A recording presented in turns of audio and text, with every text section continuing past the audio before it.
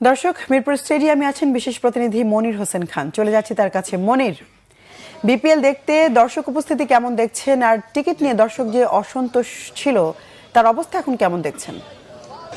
যেবা জানেন যে বিপিএল এর 11তম আসর আজকে থেকে শুরু হয়েছে। প্রথম ম্যাচটা মাঠে গড়াচ্ছে। এরই মধ্যে কিন্তু আমরা দেখেছি যে এখানে তো আসলে দুইটা বিষয়, একটা মাঠের খেলা এবং মাঠের বাইরের দর্শকদের অ্যাপিয়ারেন্স সেটা আমি যদি দেখি যে দর্শক সমাগম সেটা কিন্তু খেলার একটা ইনিংস শেষ হয়ে আরেকটা ইনিংস চলছে। তারপরেও কিন্তু এখনো কিছু দর্শক আমরা দেখছি যে মাঠে ঢোকার চেষ্টা করছে।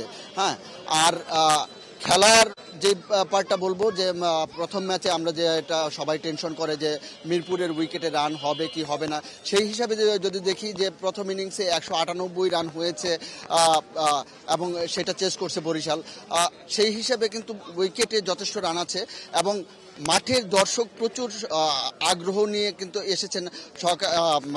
টিকিট নিয়ে একটা সমস্যা তৈরি হয়েছিল, গতকালকে অনেকেই টিকিট পাননি, আজকেও কিন্তু অনেকেই টিকিট পাননি এবং টিকিট না যারা পেয়েছেন একটু দেরিতে পেয়েছেন, এখানে এসে গেটে ঢোকার সময়ও কিন্তু একটা সমস্যার সম্মুখীন হয়েছিলেন তারা।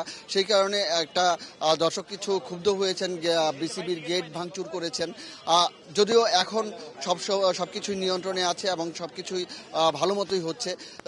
তারপরে দর্শকের যেটা হচ্ছে যে দর্শকের আসলে যে আগ্রহ সেটা কিন্তু প্রমাণ করে এত মানে হুই হুল্লোড় বলেন বা এত যে সমস্যা সৃষ্টি হচ্ছে বা বিক্ষোভ হচ্ছে, এটা কিন্তু একটা প্রমাণ করে যে এই বিপিএলটা নিয়ে দর্শকের আগ্রহ আছে, বাড়তি একটা আগ্রহ সৃষ্টি হয়েছে।